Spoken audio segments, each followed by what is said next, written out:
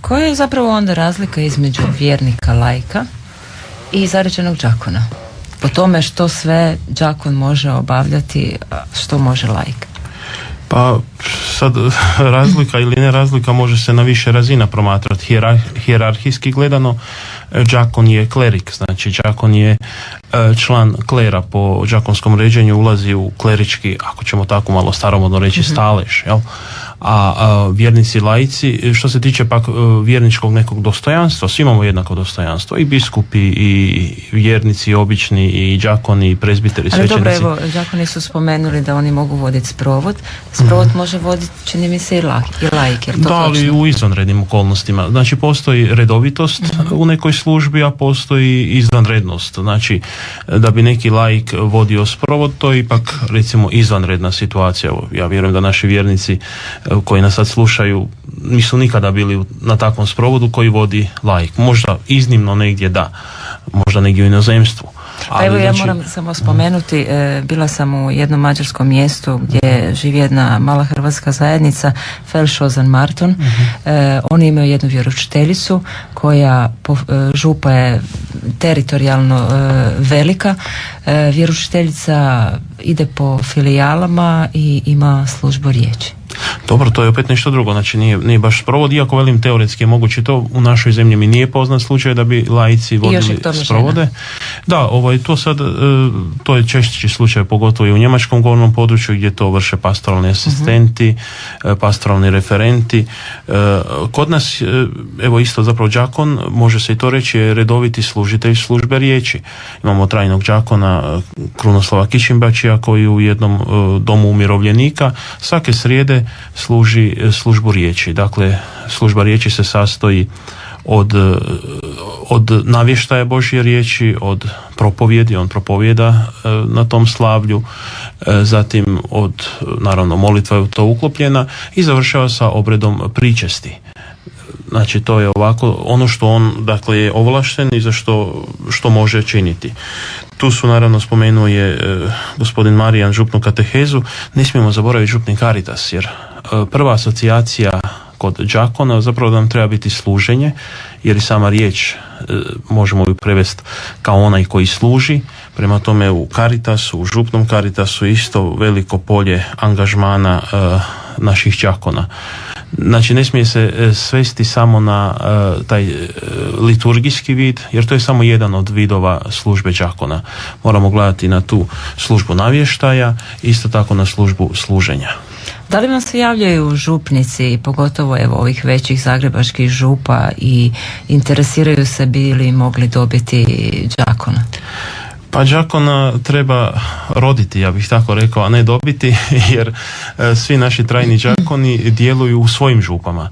Znači, oni, tako im je rečeno i na početku, nakon što budu zaređeni, ostaju zapravo u svojim župama.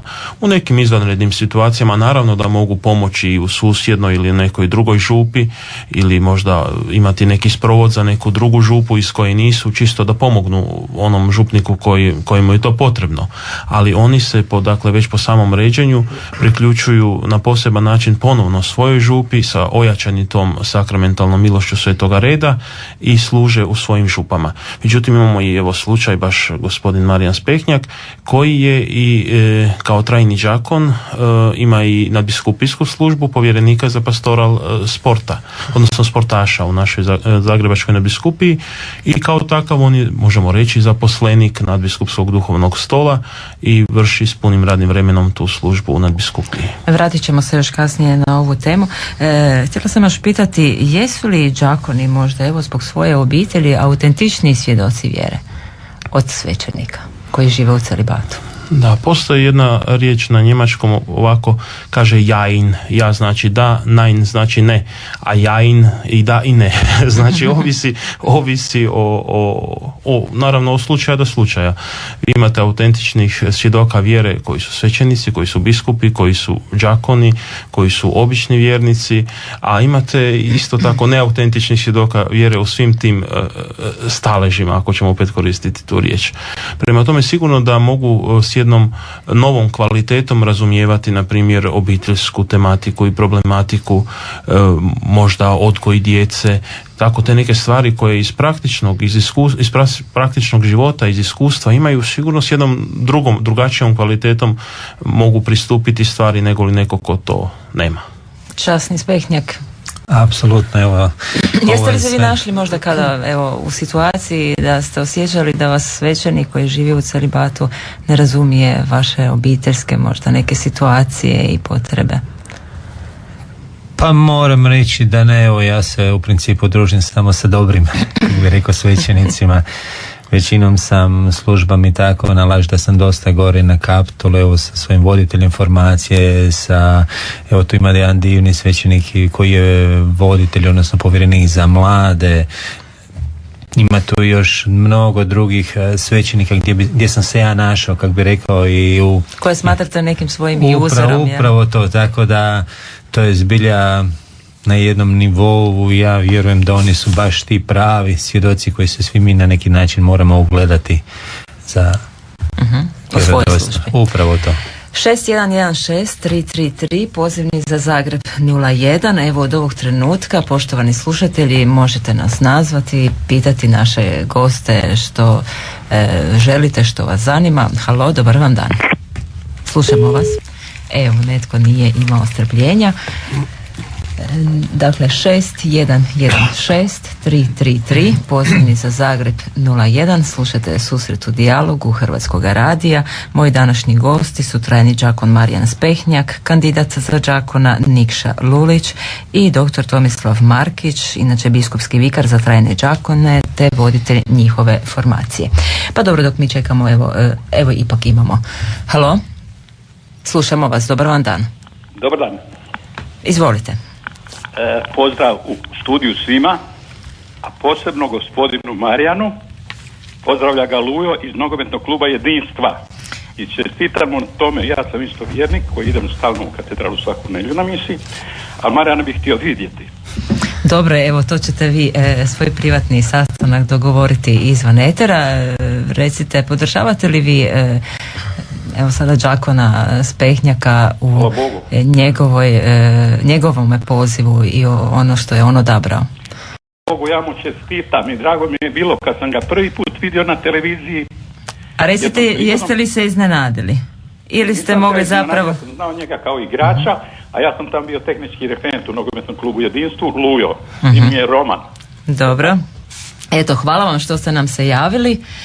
Idemo dalje. Dobar vam dan. Dobar dan. Slušamo vas, recite. Pozdravljam sve u studiju, pogotovo gospodina Nikšu, njega poznam sigurno preko 10 godina i podržavam to što radi. Čak smo bili kolege na studiju, s time da je stari generaciju i u zajednici Čenakolo veliki trag ostavio i Bog će mu biti nagrada. Svako dobro i sretno u životu. Evo, hvala i vama. Evo, imate podršku od slušatelja. Dobar dan, želim sljedećem slušatelju, slušateljici. Halo, čujemo li se? Susret u dijalogu, dobar vam dan. Dobar dan. Ovako, Albina iz Drniša, imala bi jedno pitanje. Pitajte. S obzirom na to da makar u izvanrednim situacijama i laici imaju mogućnost dijeliti sakramente i slično i propovijedati i tako. Zanima me, mogu li se žene pripustiti vedenju đakonata?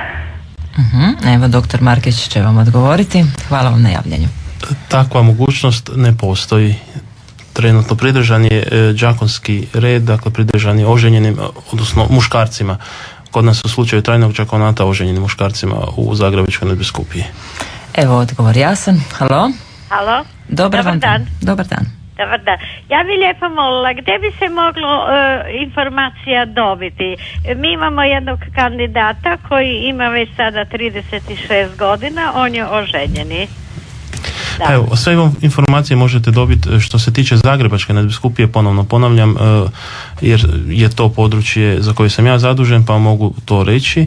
U nadbiskupijskom pastoralnom institutu Kaptol 29a To je institucija, ustanova koja vrši pripremu za trajni đakona, dakle formaciju trajnih đakona, a i one zaređene trajne đakone prati procesom trajne formacije. Aha, dobro, to je Kaptol. Da, Kaptol. A recite iz koje vi biskupije zovete? Mi smo u Trnju.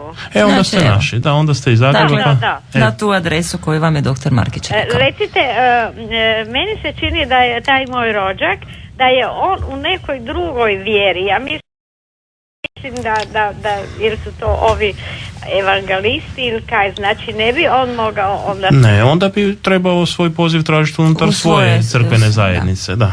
Tako, aha, da. a imaju oni to, aha. Evo, to se morate a mislim njima javiti. da prođe na ovu našu vjeru, jer ja sam katolkinja. Pa čujte, kad a to je stvar njegove odluke, tako, da. Stvar njegove odluke, a osim toga onda i stvari naše odluke. Moram vam reći da nije običaj primati u procese formacije za Sveti red one koji su friško prešli.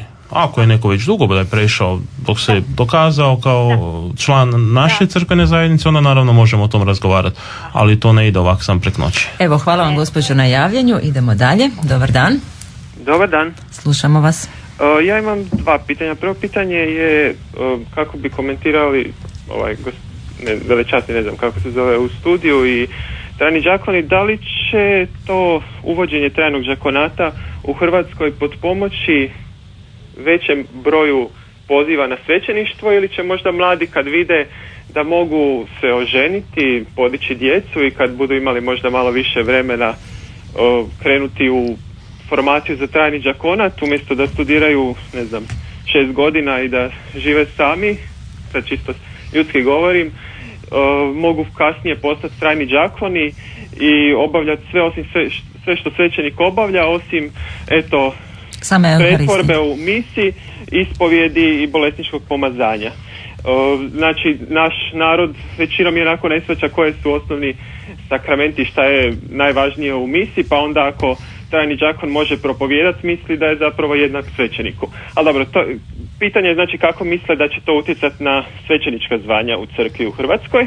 Dobro. A drugo pitanje je da li je objašnjeno da trajni đakoni prema trajnoj disciplini crkve, koja je vrijedila i na istoku sve do 7. stoljeća, zapravo moraju nakon ženidbe živjeti u uzdržljivosti. Dakle, ne u celibatu jer su oženjeni, pa već imaju ženu, dakle, nego u uzdržljivosti, što znači da ne smiju imati nikakav spolni kontakt sa ženom, što je ostalo u nekim naznakama i na istoku, gdje se dan ili više dana prije bogoslužja pripremaju svećenici, pa i đakoni, znači svi klerici, time što žive u uzdržljivosti. Dobro. Ali naravno originalna disciplina je bila stoljećima, kako je zadržano u katoličkoj crkvi, znači potpuna uzdržljivost.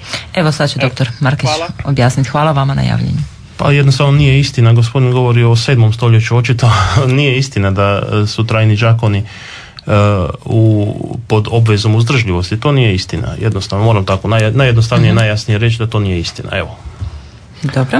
A možda odgovoriti na ovo prvo pitanje koje je gospodin postavio, koje je opravdano i dobro, da li će to utjecati na broj ovih svećeničkih zvanja? Pa teško je to reći, jer mislim da se radi o različitim pozivima. Ne znam zašto bi neka mogućnost utjecala na mene ako imam svećenički poziv, ja imam svećenički poziv.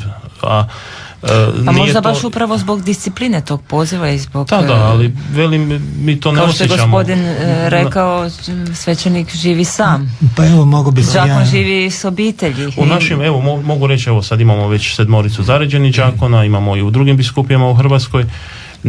Nismo primijetili da bi u bogoslovijama zbog toga bio manji broj. Da. Pa ja bi se isto samo nadovezao to na doktora Markića. Iz svog vlastitog iskustva mogu reći da jednostavno to su dvije različite službe, dva različita poziva unutar jedne naše crkve. Dakle, ako imate svećenički poziv, to je jednostavno to. Dok naš poziv se isprofilirao kroz naše životne situacije. Dakle, to je nešto sasvim drugo. Dobar dan još jednom